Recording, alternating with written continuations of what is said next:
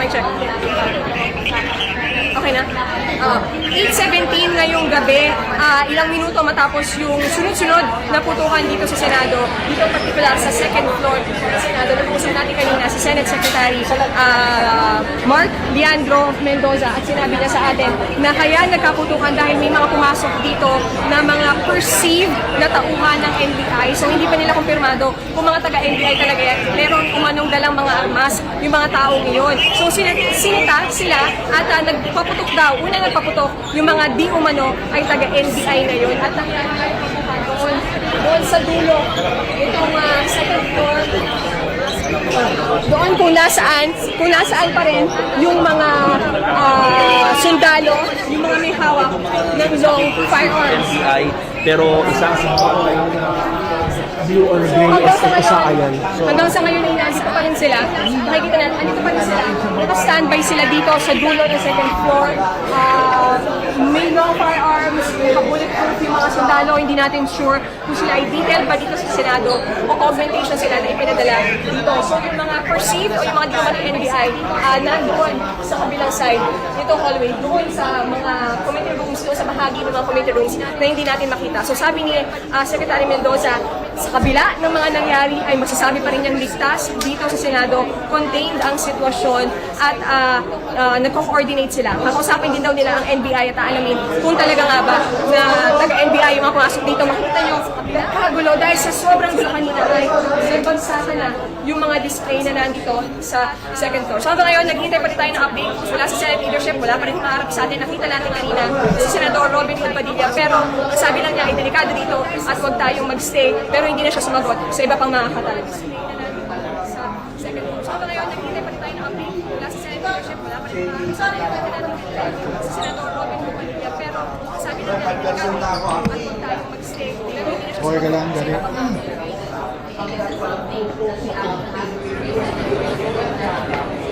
sa dali. iba pang mga katalagos. Yes? Dong, what exactly details kung sino-sino pa mga senador na nandito? We tried to ask that doon sa... Yes.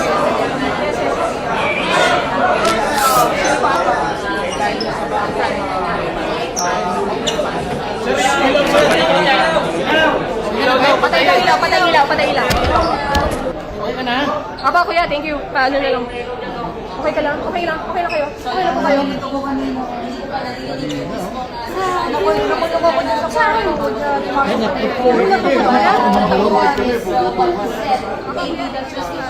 Nandun pa ako na nagpuputukan.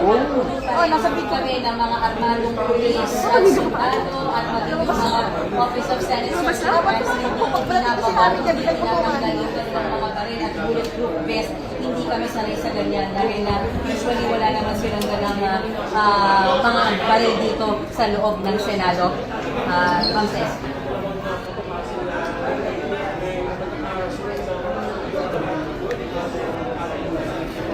I-tripod mo na yan daw, magkano ko.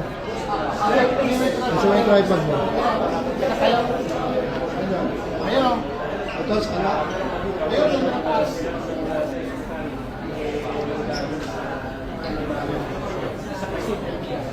Sintas ko ba? Okay, sabi ko pa yun. Sana mo lang, gamit ko lahat yan, Paloy. Gamit ko lahat yan. Santo, kunti mo lang ipasok yan doon. Sir, yung flashlight natin, sir. Wala daw mag-ilaw. Walang mag-ilaw.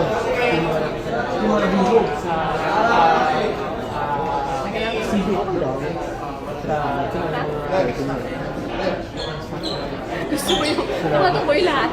Ako tayo papunta tayo dyan. Ha? Ano na? Sino? Kaso siya doon. Ano siya doon?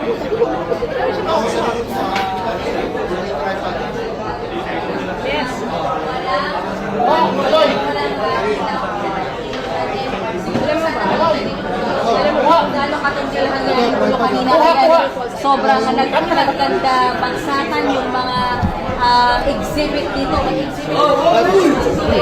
Wala na. Dahil sa dami lugar. Dahil na paano sa kanila Ma'am, sir. Sir, basta po muna, ma'am, sir.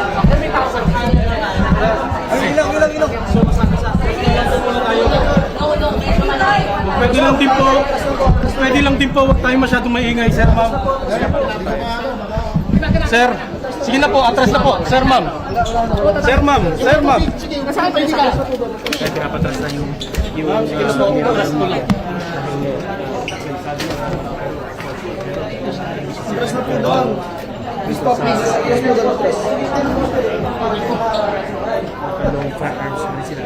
Best still tayo.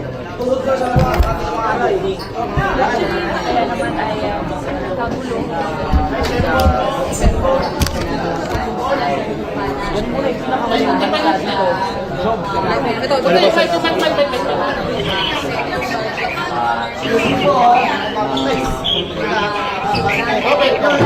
Pakita natin yung sitwasyon ngayon dito sa Senate Second Floor. It's 8:23 p.m. Naghihintay yung mga media for the updates mula sa mga opisyal ng Senado, pero wala pang humaharap sa atin. So, ito yung mga committee room. So, ngayon, patay yung ilaw para na rin sa operasyon. At dito, sa bahagi nito,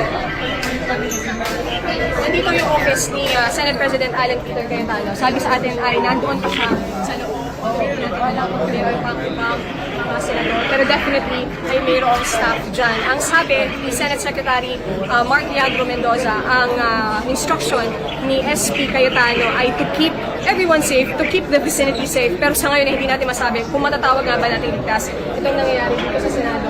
So merong mga pulis, maraming pulis dito at nandito pa rin yung mga taga-Osaka, very tight. Pero sa ngayon hindi natin masabi kung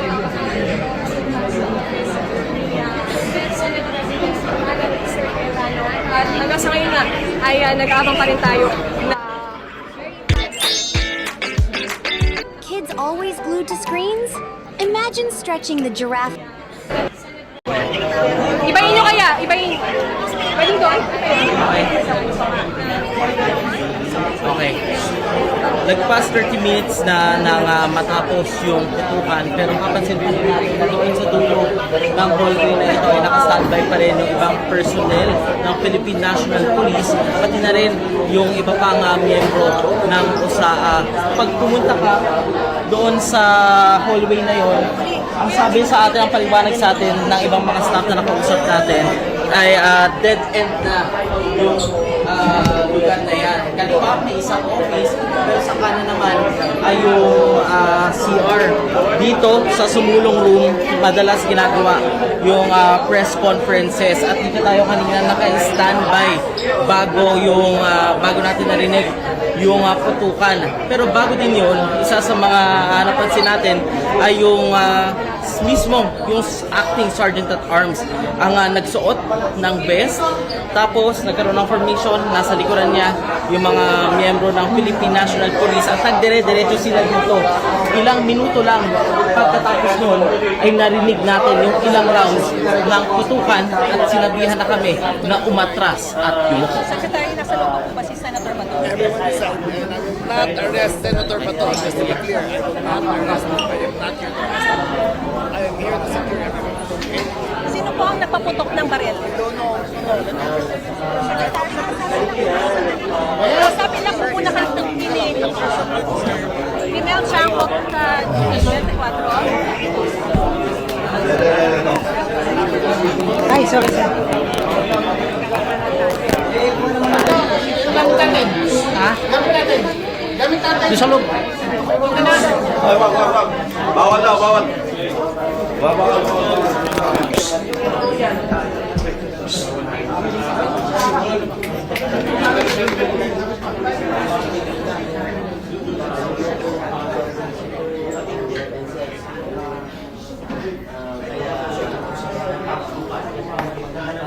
Sir! Sir! Sir! Ano po dyan? Yung ilaw, sir. Hindi, wag daw. Makikilala sila. Makikilala yung mukha nila.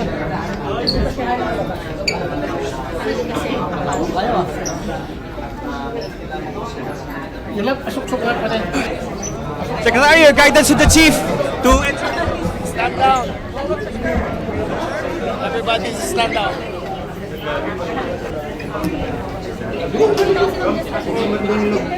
coverage ng PCMM Radyo Patrol sa Estrella at PCMM ng Radyo Suma. Pinakamuling kaganapan po dyan sa Senado. Bago tayo ay nakita natin ang mga pinakamuling sitwasyon dyan sa Senado kung saan ako nagka-pinagpapalala pa rin.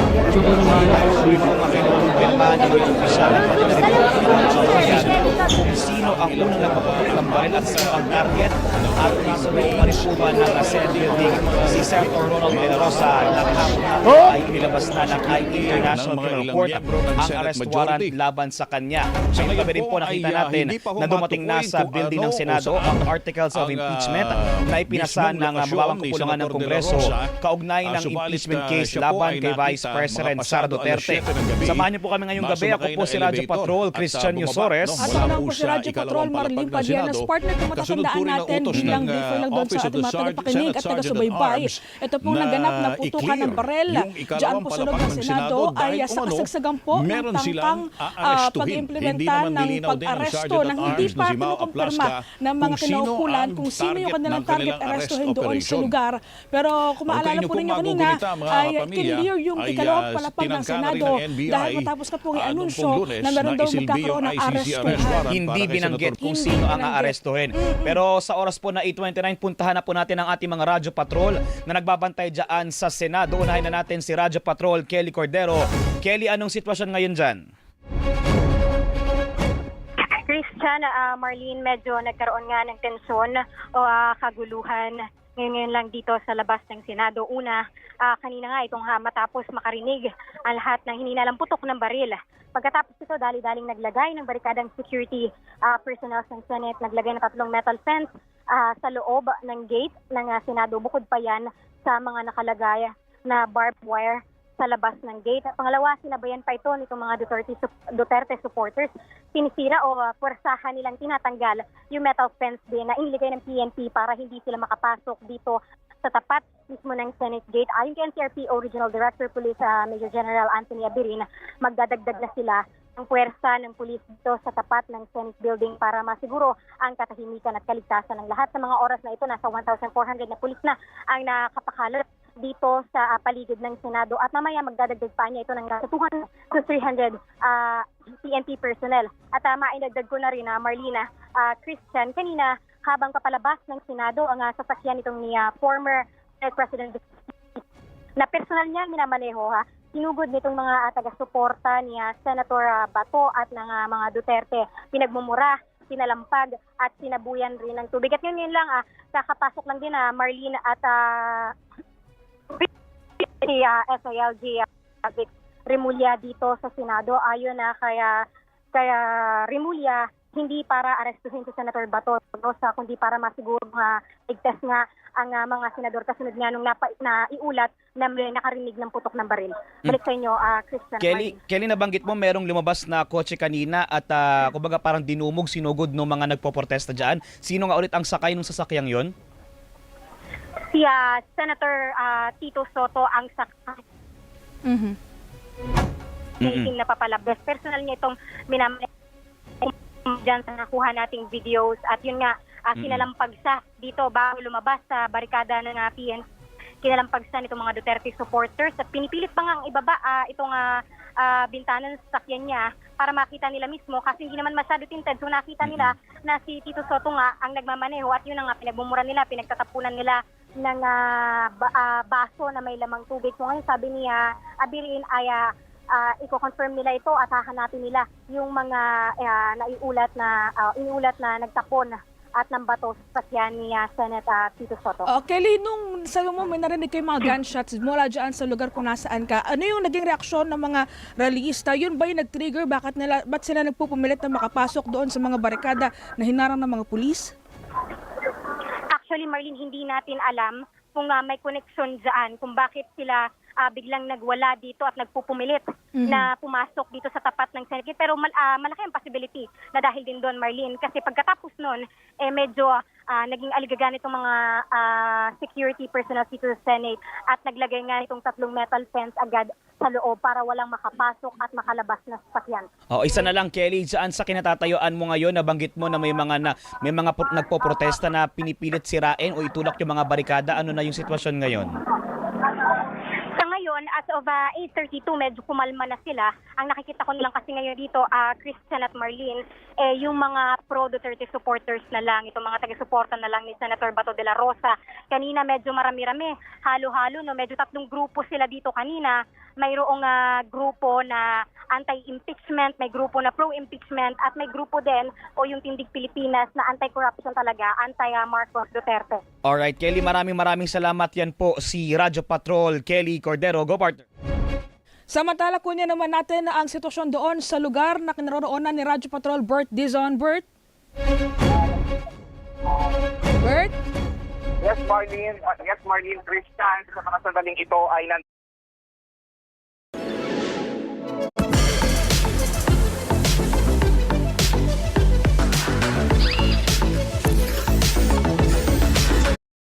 punta doon sa compound ng Senate. Kanina, mga around 7:47 ay narinig natin yung maraming pagputok ng baril mula doon sa loob ng compound ng GSIS at kanina may mga tao dito at naglalakad at nagtakbuhan nga sila nung narinig nila yung putok ng mga putok ng baril. Ipapan lang natin, no, ito na yung sitwasyon dito sa labas ng gate kanina. Prior tayo umere ay meron diyang mga nakabalandra o nakaparata na mga sasakyan mula sa National Bureau of Investigation. Kanina namataan natin ay isang van dito ay mayroong sakay na mga NBI engine at mayroong mga naka-bulletproof yung mga sakay nito, yung sakay ng van. No? Kanina din nakita natin na yung mga guards dito sa guardhouse ay naghahanda sila, may mga inipas sila mga rifle at meron din mga bulletproof na pinabas